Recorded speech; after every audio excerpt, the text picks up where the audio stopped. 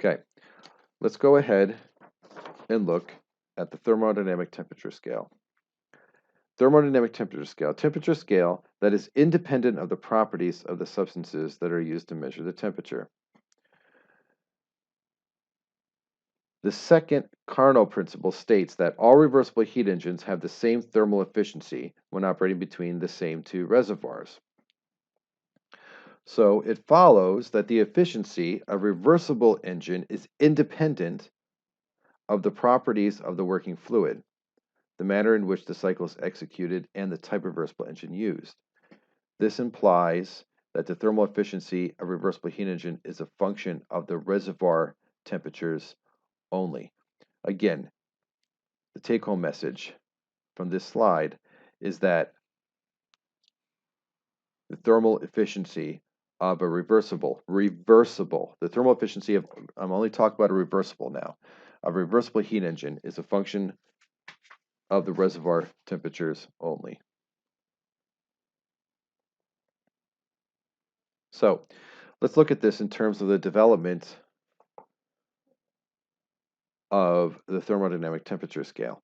Consider three reversible heat engines on the right, A, B, and C. The efficiency of heat engine A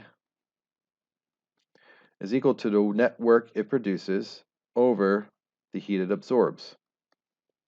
So I'm getting Q in to reversible heat engine A. That's rejecting Q2.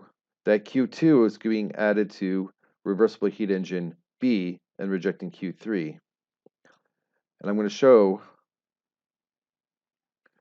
how that compares to reversible heat engine C absorbing heat or heat in at Q1, and in Q3 is being the heat that reversible heat engine C is rejecting. So the efficiency for engine A is going to be work out, which is W work, the work for A out over the heat it absorbs. And algebraically, I can reduce that down to 1 minus the heat being rejected divided by the heat absorbed for engine A. For engine B, it would be 1 minus Q3 over Q2. And the following identity is also valid, that the efficiency for C is going to be 1 minus Q3 over Q1. So that would allow me to combine the expressions to yield the fact that I get a function, one is a function of temperature T1 and T3, right? If I go back to this diagram, T3 is the temperature of the low temperature reservoir, and T1 is the temperature of the high temperature reservoir, and T2 would be the temperature of the reservoir in between cycle A and cycle B. So all of this, right, I don't want to lose you guys too much, but basically it allows me to combine the expressions and to get to the point that I can develop the following expression, that the temperature of the hot reservoir over the temperature of the cold reservoir is equal to some function of temperature for the hot reservoir divided by some function of the temperature of the low reservoir. Several functions can make that work, but what this reduces down to, and again, I'm kind of jumping to the conclusion here so that I don't lose you guys too much in these video style lectures, is that for a reversible and only a reversible heat engine, the heat that I accept into the heat engine cycle divided by the heat rejected is equal to the temperature of the hot reservoir over the temperature of the cold reservoir, where the temperatures are an absolute scale, right? So Kelvin in SI units or Rankine for English units. And this is only, and I'll put this, only valid for a reversible cycle. It is not valid for irreversible cycle. This is one of the biggest take-homes from this chapter, that for a reversible heat engine, the heat that you accept, the heat from the high temperature reservoir divided by the heat rejected to the cold temperature reservoir is equal to the temperature of the hot temperature reservoir divided by the temperature of the low temperature reservoir.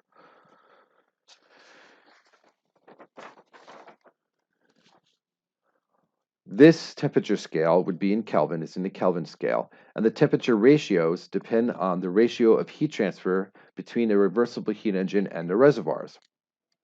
The scale is independent of the properties of any substance, and the temperatures range between 0 and infinity. The magnitude of a Kelvin was assigned such that the triple point of water has a temperature of 273.16 degrees.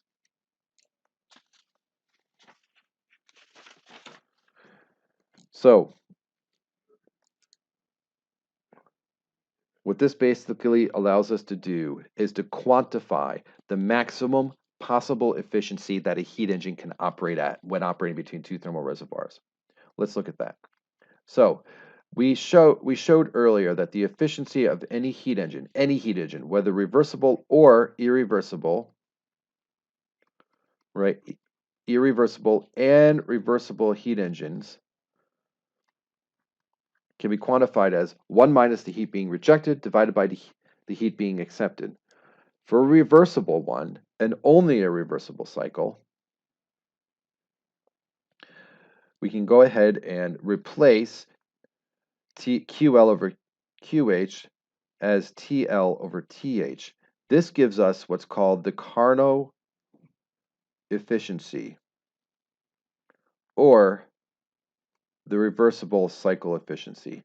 This would be the maximum possible efficiency that a cycle can operate at. This is not the actual efficiency. This is not the actual efficiency. It is the idealized efficiency, the maximum. This quantity provides the highest efficiency a heat engine can operate between two thermal reservoirs at a temperature TL and a temperature TH. All irreversible heat engines operating between TL and TH have a lower efficiency, and the Carnot efficiency is not 100%. So what this basically translates into is that the efficiency of any heat engine falls under one of three premises, one of three possibilities. My actual efficiency is less than the reversible efficiency or the Carnot efficiency. That means that the process is an irreversible heat engine. It is equal to the thermal efficiency. This is the Carnot efficiency.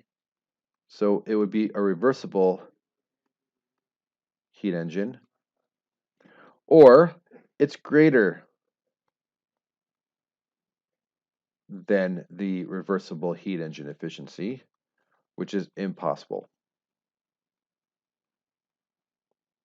The thermal efficiency of actual engines can be maximized by supplying heat to the engine at the highest possible temperature and rejecting heat from the engine to the lowest possible temperature.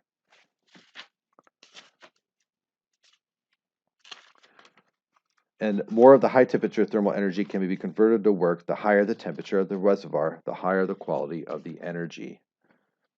So basically, the higher this temperature,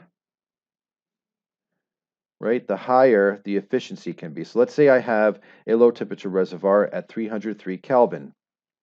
You can see that my Carnot efficiency is increasing as the temperature of the hot reservoir increases. So if my hot reservoir is at 350 Kelvin, my maximum possible efficiency the heat engine could ever operate at is 13.4%. I cannot go higher than that. If If, by example, my high temperature reservoir is at 925 Kelvin, my efficiency can be 97 or 67.2%, right? So it all depends on the temperature of the reservoirs that will limit how high the efficiency of the system can go. And this can also be made true for coefficient performances for refrigerators, right? So if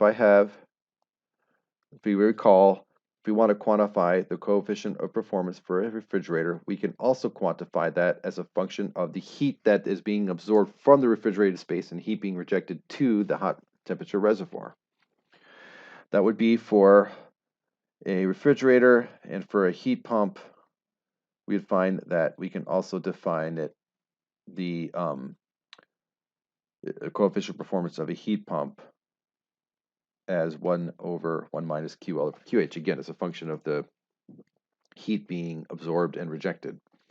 Now, again, if I have a heat pump or a refrigerator and I say it's operating at a coefficient performance of 1.6 or 4.8 or 0.23, we can't know how well that's operating, how efficient it is, whether that coefficient of performance represents an efficient or inefficient system, unless we know the maximum possible coefficient of performance it can operate at.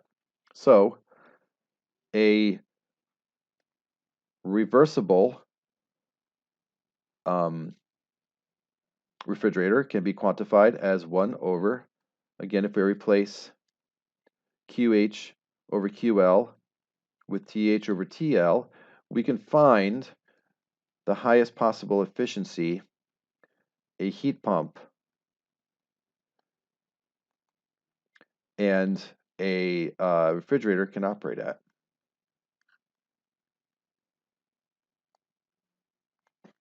Again, these are the highest coefficients of performance that a refrigerator or a heat pump operating between temperature limits TL and TH can have. And again, same scenario. When you go ahead and try to compute your coefficient of performance, it's one of 3 different scenarios. If your coefficient of performance is less than reversible, you have an irreversible cycle. If it is equal to the coefficient of performance of the reversible cycle, it is reversible. If it is greater than a coefficient of performance than a reversible cycle, well, that's impossible.